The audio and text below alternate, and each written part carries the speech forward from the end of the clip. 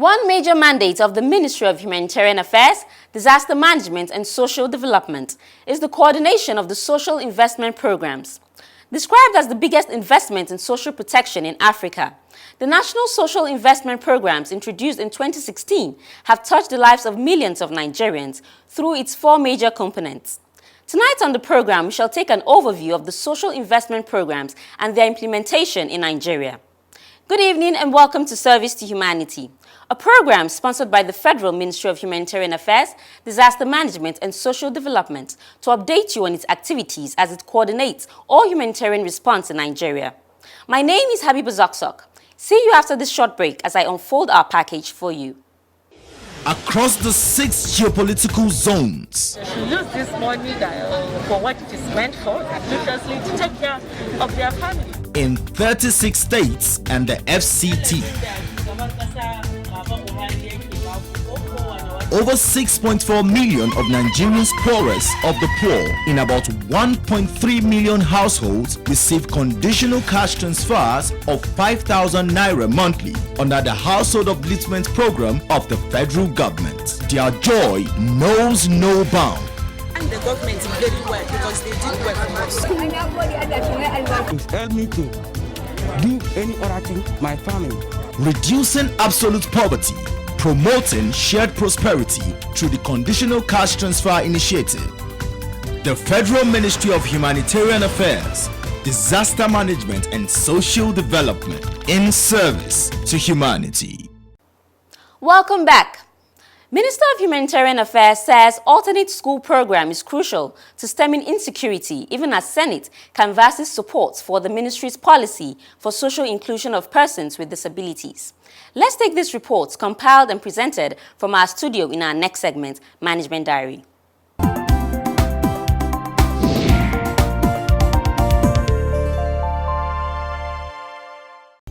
The Minister of Humanitarian Affairs, Disaster Management and Social Development, Sadia Umar Farouk, has said that the best way to secure Nigeria as a country is by providing education for every child.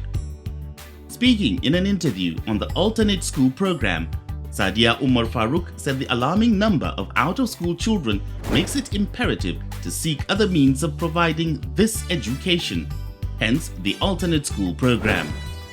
She said the difference between the alternate school program and other interventions is that the ASP is focused on providing education in a flexible way for out-of-school children while providing them with social investment program benefits. The minister added that ASP is of great benefit to Nigerians as it will reduce the number of out-of-school children who are vulnerable, while allowing these children to fulfill their potential and be protected as Nigerians. The minister explained that beneficiaries will include different groups of children unable to access education, including those in IDP camps, those in vulnerable conditions, victims of insurgency, and social and environmental dislocation. This is in addition to children on the street and in markets. The ASP, the minister said, will also address the risk of these children falling into various vices in future by preparing them to face future challenges while protecting them through the government's social intervention programs.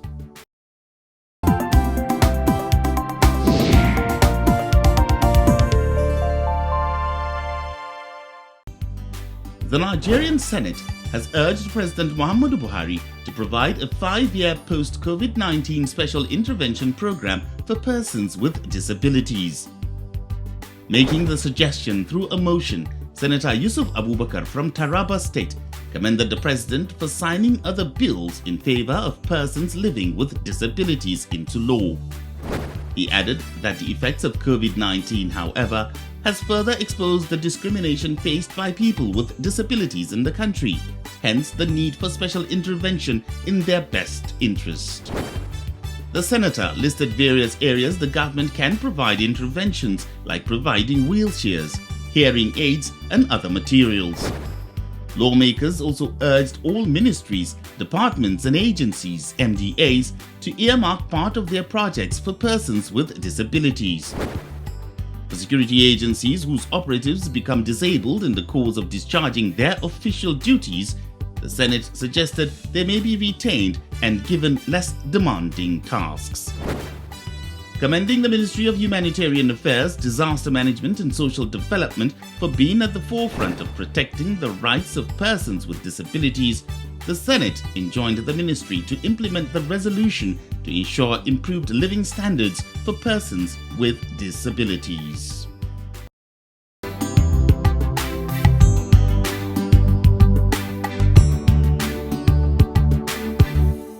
One major focus of the Buhari administration is tackling the poverty problem.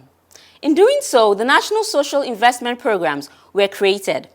As a social protection tool, it is by far the largest in Africa, with over 10 million Nigerians benefiting one way or the other from any of the clusters under the social investment programs. Quite a lot is happening in the implementation of the programs as efficiency and impact is being improved daily. In this part of the program, we shall be reviewing the National Social Investment Programs, highlighting some major happenings in recent times.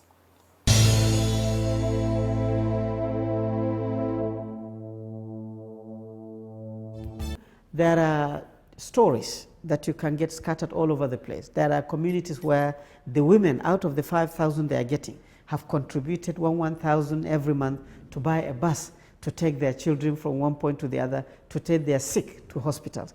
There are places where women have contributed, and men, to be able to build a classroom, a standard classroom in their communities, to expand the enrollment of their own children in the area. Stories like this abound across the nation of women, children or youths who have benefited from the National Social Investment Programs of the federal government. The social investment programs were designed by the Buhari administration to tackle the poverty problem. Dr. Umar Binder is the national coordinator of the NSIPs. 2016, the president introduced the National Social Investment Program as a flagship to cater for youth development, job creation, wealth creation, supporting children appropriately, and also supporting very poor and vulnerable people. And therefore, when it was approved in 2016, it was housed under the Office of the Vice President, and it was implemented with 4 flagships. The 4 clusters under the National Social Investment Programs are Empower Program, Government Enterprise and Empowerment Program (GEEP), National Homegrown School Feeding Program, and the Conditional Cash Transfer (CCT). The first cluster under the NSIPs is an employment generation skills acquisition initiative called Empower. Empower. Mr. Insikak Okon is the project coordinator of the Empower program. He gives a background of the Empower. Empower simply means Nigerian Employment Strategy. That's what Empower is all about, and its target is on the youth demography of the country between 18 to 35 years. So you can see that it is purely meant for the agile Nigerian youth that are unemployed. Batch A of the Empower scheme employed 200,000 Nigerian youths, while Batch B of the program employed 300,000, making a total of 500,000 Nigerian youths employed by the federal government. We term this to be the largest employment strategy in the whole of Africa. That has never happened in any other African country. That 500,000 Nigerian youths were employed in almost one fell swoop. So, and it doesn't stop there. It's not only for the Nigerian graduates. We've had the unemployed youth in the undergraduates or non-graduate, what we call the non-graduate components of the program. In the non-graduate component of the Empower, there is the N-Build and the N-Tech, comprising the N-Knowledge and the N-Creative components. Early 2021, the 3-month training for the N-Creative beneficiaries numbering 1,500 and drawn from the northern states held. The program is a 1-year training with 3 months e-center training and a 9-month attachment program. The federal government, through the Federal Ministry of Humanitarian Affairs, Disaster Management and Social Development, provided laptops for each beneficiary to be able to practice what they are being taught. Beneficiaries of the training were quite appreciative of the opportunity. I am so much grateful. Coming here, I didn't even know that I would be going home with laptop. But when I came here, I heard I would be given a laptop, and I was given the laptop yesterday. So I'm grateful. I'm grateful to the government. On the 15th of March 2021, this batch of N-Creative beneficiaries graduated. The N-Creative arm of N-Power as a skills acquisition program generates jobs upon completion of training and apprenticeship. Like those in the South, they have started their what we call animation, script writing. Once you go into animation or script writing, you will start making money from it. The same thing is happening to the North. Those that have just finished their training program, they are now doing their apprenticeship, and then we are doing the apprenticeship on state basis and in program basis. The second cluster of the Social Investment Program is the Government Enterprise and Empowerment Program (GEEP) and the Credit Delivery component of the Social Investment Programs. GEEP is designed to further equip those who exit the N-Power program as well as other Nigerian entrepreneurs with the funds to establish themselves. There are many who they have skills and they have nowhere to go. That is when GEEP now collects them to say, hey, come here with the skills of you have to raise maybe 100 chicken, to produce eggs, to now have your own garden, to produce your water leaf and bitter leaf, to now produce your tomatoes and so on and so forth. Come and take these limited resources, interest-free loans, so that you can be able to actualize that. In that process, the young man will employ himself, and maybe he will employ 1 or 2 more people, and he will be buying the inputs from the community. So wealth is being circulated. The National Homegrown School Feeding Program is the third cluster of the social investment programs. Its objective includes increasing enrollment, reducing the incidence of malnutrition, empowering community women as cooks, and by supporting small farmers that help stimulate economic growth. Over 8.6 million primary 1 to 3 pupils in about 57,000 public schools across the 36 states of the Federation are benefiting from the Homegrown School Feeding Program. Early this year, precisely from the 18th to 22nd of January 2021, the 4th annual review of the National Homegrown School Feeding Program held with the theme Strengthening and Sustaining the School Feeding Program Post-COVID-19. The Minister of Humanitarian Affairs, Disaster Management and Social Development, Sadiya Umar Farouk, declared the review meeting open. It is therefore not a coincidence that we have found ourselves here at this forum to carry on with the work of assessing our efforts, identifying our weaknesses, celebrating our strengths, and encouraging one another to work harder, smarter, and in a more transparent manner for the benefit of those who are in our charge. The objectives of that meeting included to assess progress made since the 3rd annual review meeting held in 2019, to identify challenges the program has encountered along the way, to identify and proffer sustainable solutions to those challenges, to review the National Homegrown School Feeding Implementation Manual, and to define and develop a work plan for the program for 2021. I urge you all focal persons and program managers, as well as all other stakeholders here present, to continue to support the ministry in the most coordinated way to achieve the mandate of improving the lives of vulnerable Nigerians that are targeted in these programs, especially the Nigerian child. Program managers from various states speaking on the Homegrown School Feeding Program scored it very high in the economic impact it has on communities and states in general. Because of this program, people are going, especially the youths, are going more into farming to make sure that the food is available for the vendors to be buying from their locality. We are involved with agriculture. You can see through improvement of local agriculture.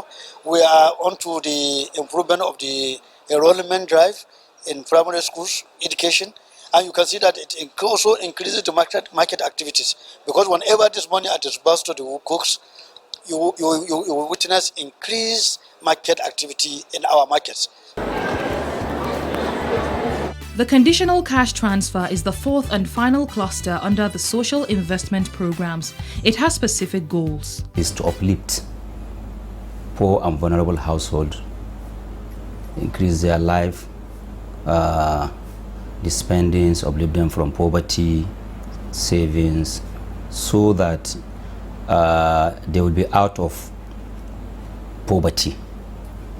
And that the scope then was to make sure that their livelihood is increased to some extent. As at today, the program is in every state of the country and the FCT. About 1.42 million households with about 7.1 million individual household member beneficiaries have been enrolled.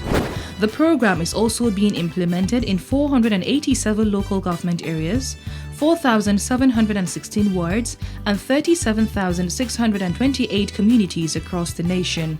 Because of the impact on the livelihoods of beneficiaries, various state governments where the program is flagged off often calls for its expansion to include more beneficiaries. Finance as the program coordinator speaks more on this. The target of the federal government of Nigeria is to uplift 100 million Nigerians. And as far as this program is concerned, this is one of the most perfectly structured program that government has ever come up with. So I'm quite sure with the impact we have, with the response from the state government, the response from the beneficiaries, and response from the World Bank of our activities, I'm quite sure we are very optimistic that there may be expansion. Most of the beneficiaries of the conditional cash transfer are the rural poor.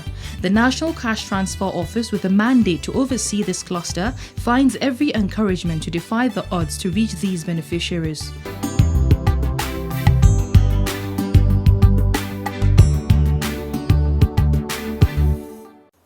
The program is Service to Humanity, and we are bringing you an overview of the National Social Investment Programs as a veritable tool to lift Nigerians out of poverty through its various clusters. One question Nigerians ask is, how are these programs funded? What structures are in place to monitor implementation and sustainability? Our next segment will focus on answering these questions and more. Keep watching.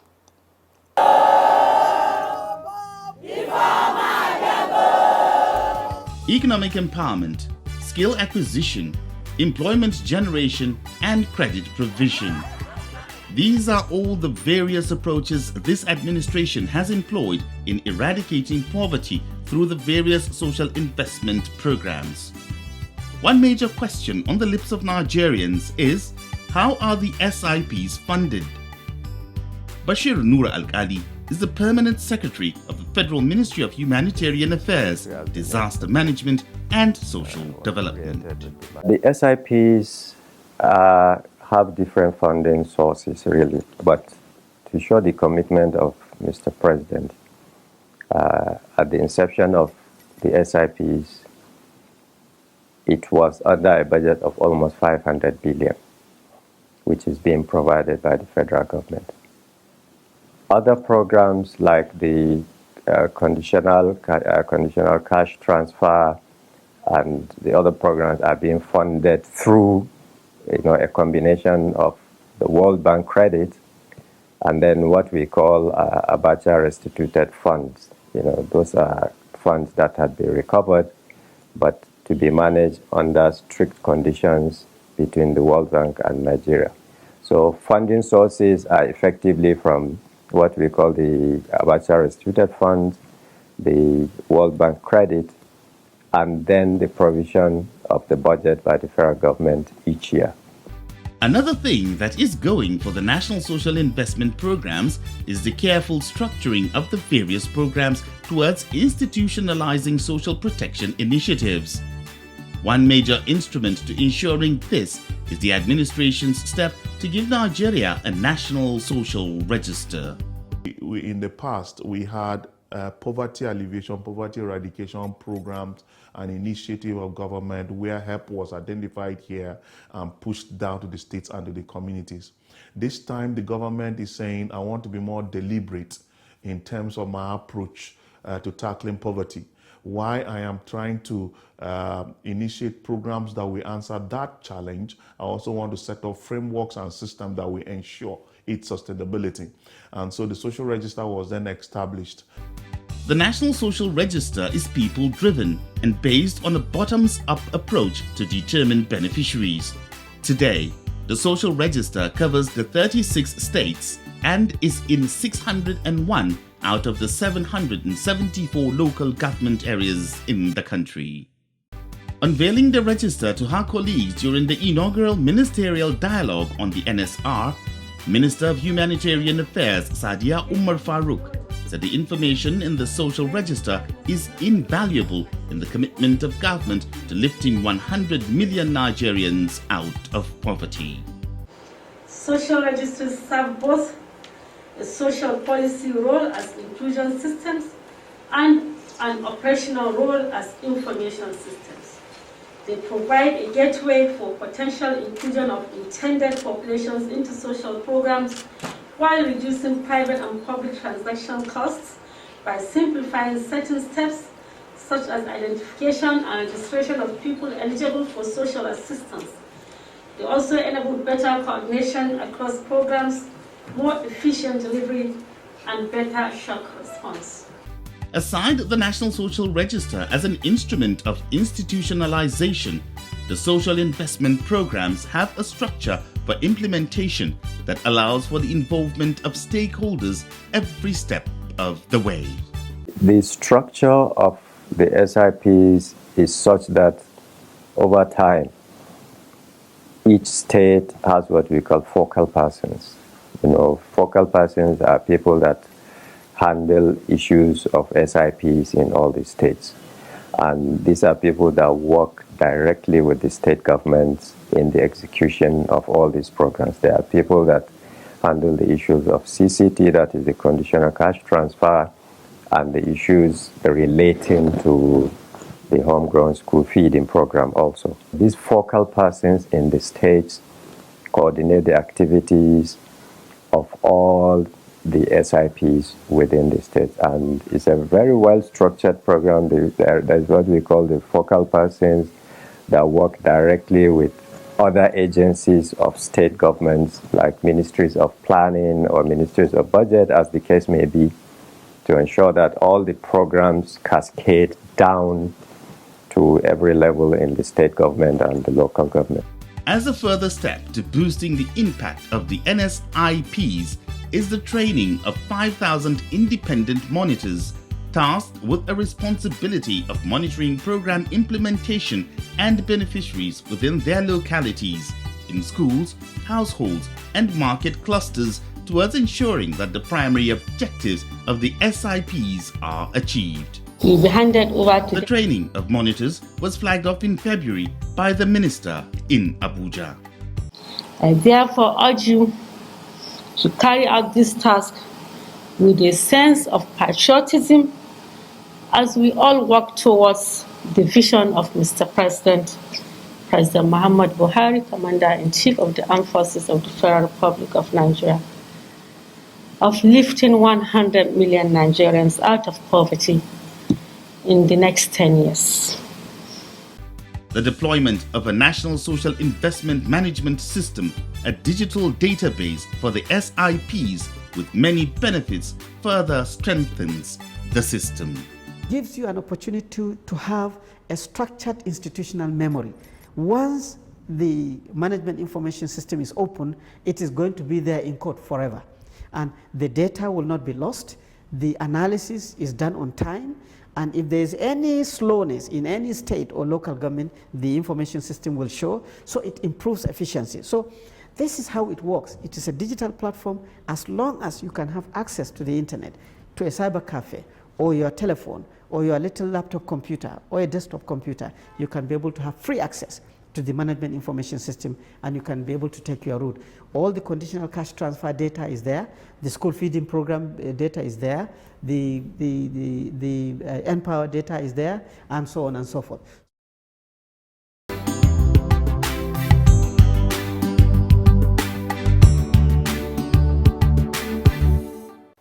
When the National Social Investment Programs are described as the biggest investment in social protection in Africa, it is no joke.